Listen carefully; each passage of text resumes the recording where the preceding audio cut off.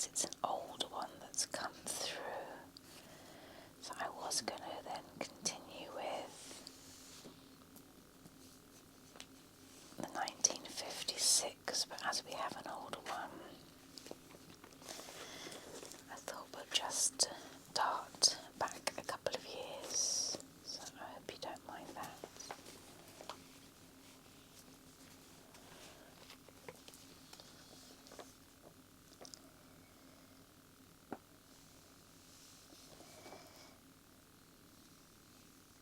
Why all the fuss about Gina Lollobrigida, Marlon Brando's secret, and Hollywood's new Spitfire?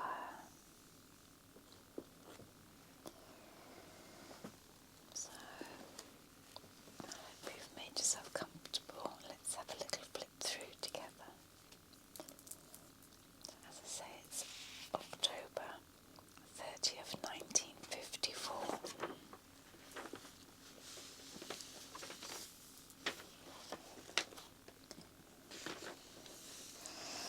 Again, I just love these adverts, these old adverts. You can always tell a Nivea family.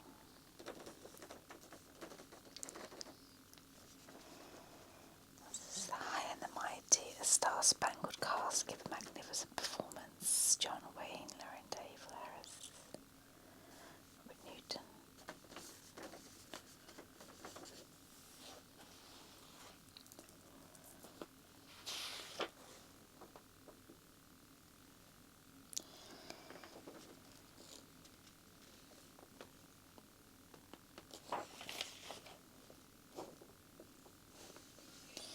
Focus on films.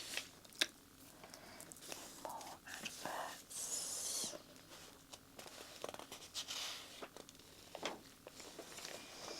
Films going the rounds. As I just mentioned there, the High and the Mighty on the waterfront of Apache.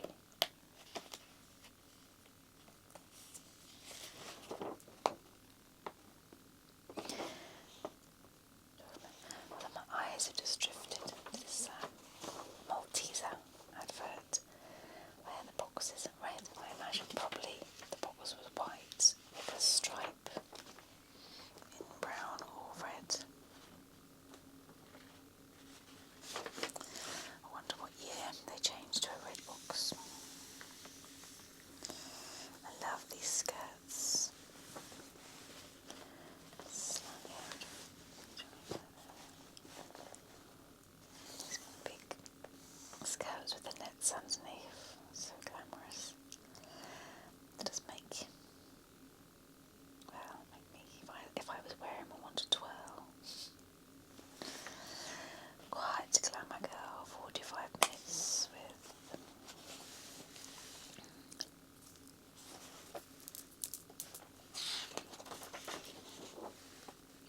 It happens often enough. A star flies in from Hollywood and London Airport begins to look like Leicester Square on the premiere night. But would it be that way when Rita Gam looked in recently en route for her film stint in Magic Fire in Germany? I had a hunch that this Gam girl would be different. Hadn't she persuaded MGM to tear up a fat 7-year contract because she didn't want to spend all her time in Hollywood? Hadn't she got a reputation for spirit, independence and having a will of her own? So when the word reached me that she was touching down at Heathrow, I didn't waste any time. A car to the airport and quick.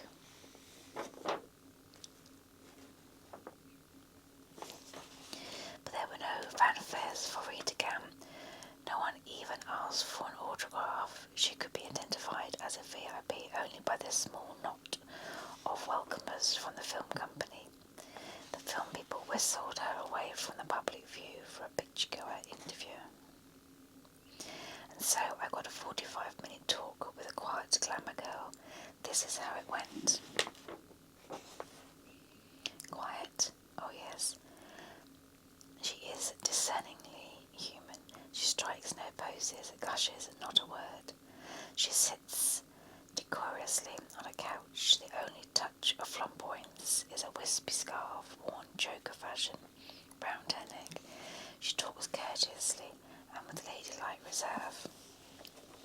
With a mere 3/4 of an hour respite between planes, she doesn't even glance anxiously at the clock. Her well-modulated "How do you do?" is unhurried and quite composed. Can this be the actress who was labelled The Look after her sultry performance in the dialogueless The Thief? It can, and soon I realise why. Rita Gam is determined to live down any trace of that glamour tag. She seems slightly offended at my suggestion that she may have studied dancing and singing. They aren't unusual accomplishments for young stars, I point out, but Rita impresses on me that hers is strictly acting background. With that thought firmly in mind, she has been battling with Hollywood in her quiet, ladylike way, of course, ever since she first went there over 2 years ago. Then, after her performance in The Thief, she promptly made some Rita rules and regulations. No messing about with the Gam style of beauty if they don't like me as I am. That's just too bad. Now getting rid of a noticeable mole on her throat. She's become pretty attached to it over 26 years. No, finding a new name, Gam, is my own. Naturally, I couldn't have thought of one like that. The rules and regulations led to some good parts in Night People and Sadia, but Rita put veto on a stooge part with Martin and Lewis in the Living Up and Roll later. That was how the Gam rebellion started, but it wasn't the whole cause. You can blame that on romance. Rita is married to one of the most up-and-coming TV producers in America, Sidney Lumet, and she reckoned that losing an MGM contract wasn't too high a price to pay for seeing a little of her husband. In Hollywood, she roamed with another ladylike star, Grace Kelly, but Rita looks full-blooded glamour type and gets cast in films accordingly. Now she's letting her independence carry her where it will. She still wants to film in Hollywood, but only for the odd picture. What does she think of this role in The Magic Fire? Sparkles shows she loves acting. The film is based on the life and loves of Wagner. Rita plays the composer's second wife. She's a woman that knows her own mind.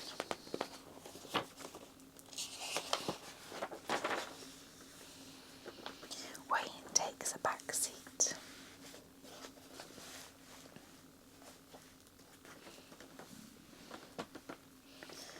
It's the film that John Wayne almost didn't star in. He was set to co-produce The High and the Mighty when one of the leading actors fell out. Under pressure, Wayne agreed to take over the role as well. On all counts, it's a good job he did, because here Wayne gives Hollywood an object lesson on how an actor turned producer can make a go on both jobs at the same time.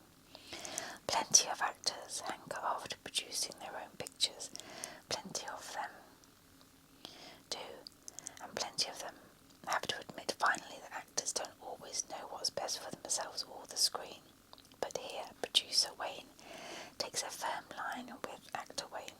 He puts him sternly in the background of the action. He turns hero Wayne into middle-aging, old-timer pilot who watches everybody else walk off with the dramatics.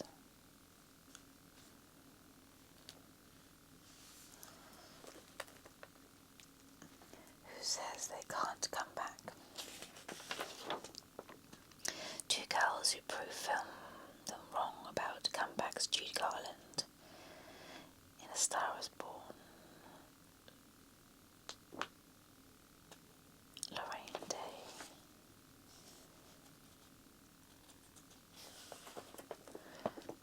After 40 years out of films, Judy Garland makes a hit in A Star Is Born.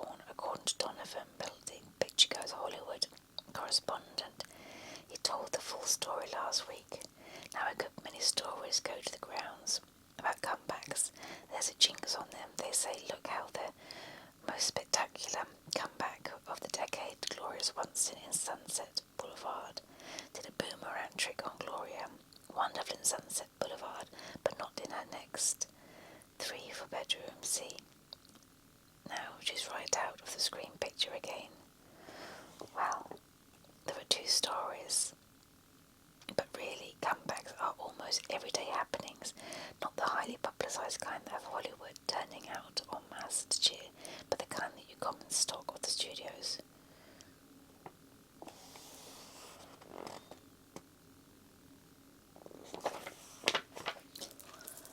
It's interesting. It's a good film. Star is Born. Well, all the Star is Born is good. My other fuss is about Gina.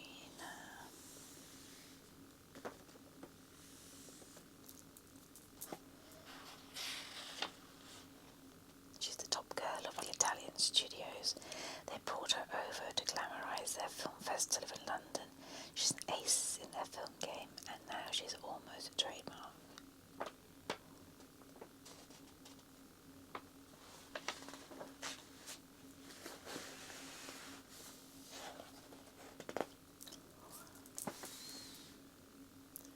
Going Hollywood with Donovan Penalty Smog. Should we move Hollywood? Well,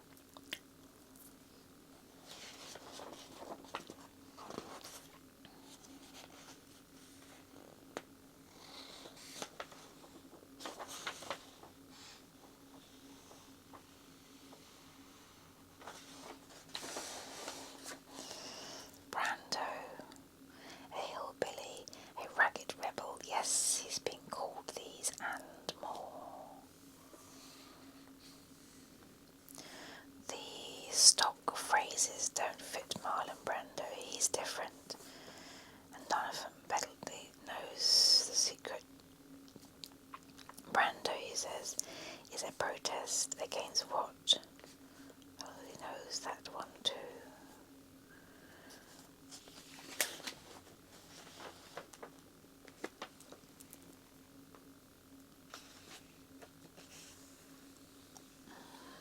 Many people, including Marlon Brando, have tried to understand Marlon Brando.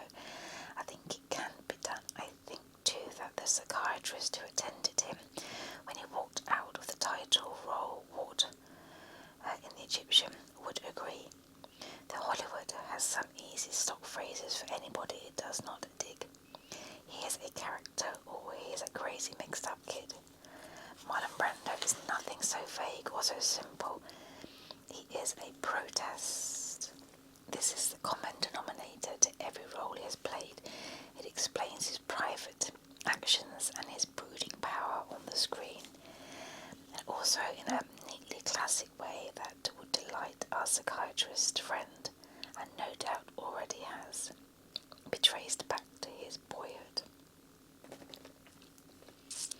You can see it at work in his On the Waterfront performance, which has many people. He is so excited that he will undoubtedly be nominated for an Oscar. No intelligent person who has read the script of The Egyptian or seen the film could fail to see why Brando fled the part. It would not have permitted him to take his customary attitude of pent-up rebellion.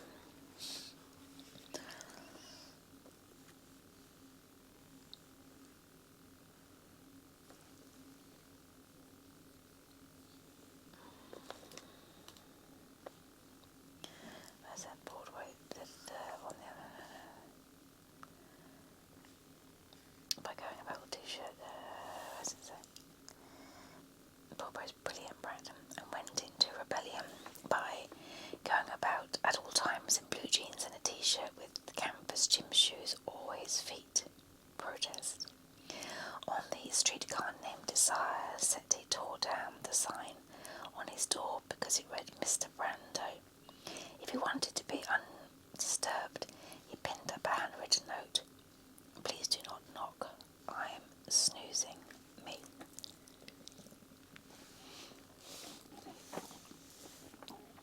In a town where every star drives a Cadillac, a Jaguar or its equivalent, Marlon roared about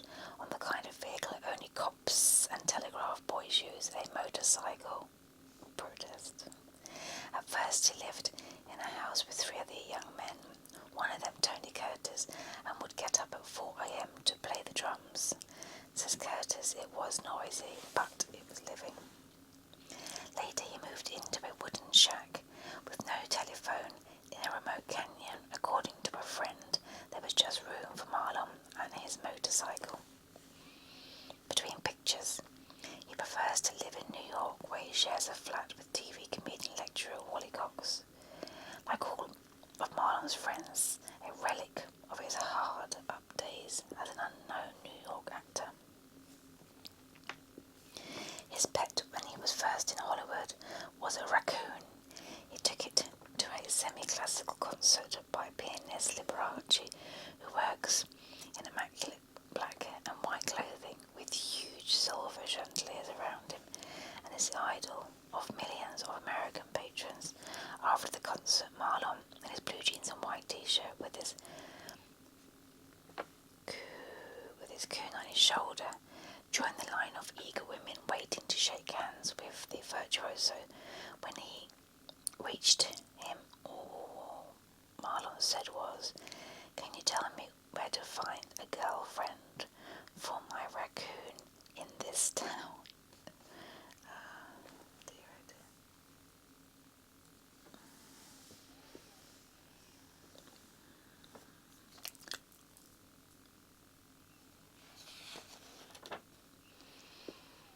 His mother had been a little theatre actress in Omaha, in Everton. Says Brando, she was always interested in the bizarre and the exotic. Here it is. In this I see the origin of the blue jeans and the t-shirt and the mumbling brutal speech.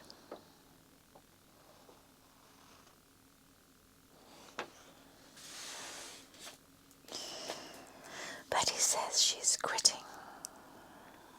Betty Hutton, after 12 years in the pictures. Oh yes. Hollywood finds a new Spitfire.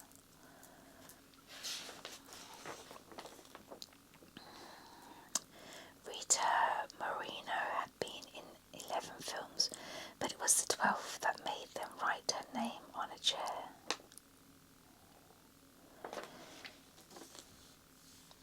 She first in the short scene have started a new rage in Hollywood, a Rita Moreno rage. To be precise, it was something in addition to the song that brought about the rage, but we'll come to that something else in a moment. The thing that really matters is that small part in the first reel of Garden of Evil, Rita's 12th film. No, you didn't see much of Moreno in the others either. All she had to do in this one was sing a couple of stanzas and turn the heads of Cameron Mitchell, Richard Widmark, and even, to an extent, of wily old Gary Cooper. Rita turned audiences' heads to preview cards poured into 20th Century Fox demanding more of Moreno. The word went forth to the publicity department. Rita was to be the modern Lupe Velez. We hope that she'll be luckier, the Hollywood cynic said. The late Blanchett was tempestuous, troubled and tragic. 1 week later, Rita Moreno, the little-known starlet with a possible future, was up to her pretty eyebrows in headlines. Her studio said spokesman standing behind her. You see, Rita, the battling Moreno from Puerto Rico, had been involved in the front-page affair with a detective sergeant twice her size.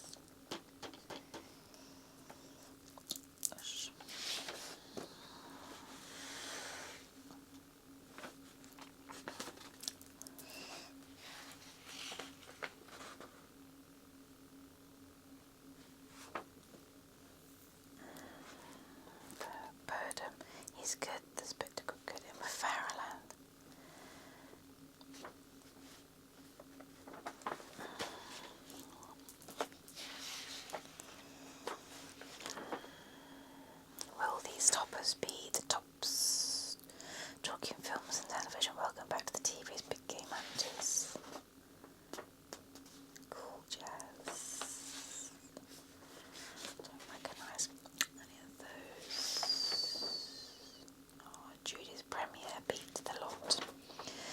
Imagine crowds screamed, fought and cheered.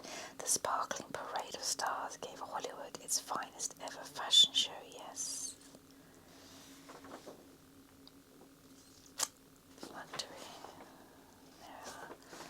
There's Doris Day went to with husband Marty Melcher. Charlton Heston's soon he is to play Moses in the Ten Commandments.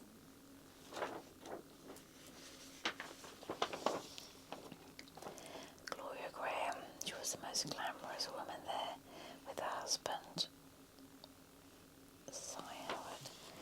It was the most exciting night in Hollywood, as known the premiere of A Star Is Born. Fairbanks, Pickford, Dressler, Coleman, forget them all. When in the future Movieland discusses the first night that beat them all, the one event will stand out due to Garland's. You can in fact call it a premiere plus. There were 22 searchlights instead of the usual 6, 50 policemen instead of 20, 3 TV cameras, 40 photographers, 5 radio microphones, hundreds and hundreds of spectators packed both sides of the boulevard instead of just the theatre's entrance. It was the biggest crowd since the opening of Hell's Angels and the Stars. It's just impossible to name who was there. More than 200 turned up to salute Judy. They were herded between ropes like gorgeous cattle. They made it a night of the finest fashions. Highlights: Liberace's gold-threaded tuxedo, TV star Jack Mahone's gold-leaf on-leather tuxedo, most glamorous Gloria Graham. Picturegoers pulled me away as I tried to get near the star. Judy was jammed in front of the TV cameras. She had to ask them to swing away so that she could move. After the 3-hour show, the screaming performance was repeated.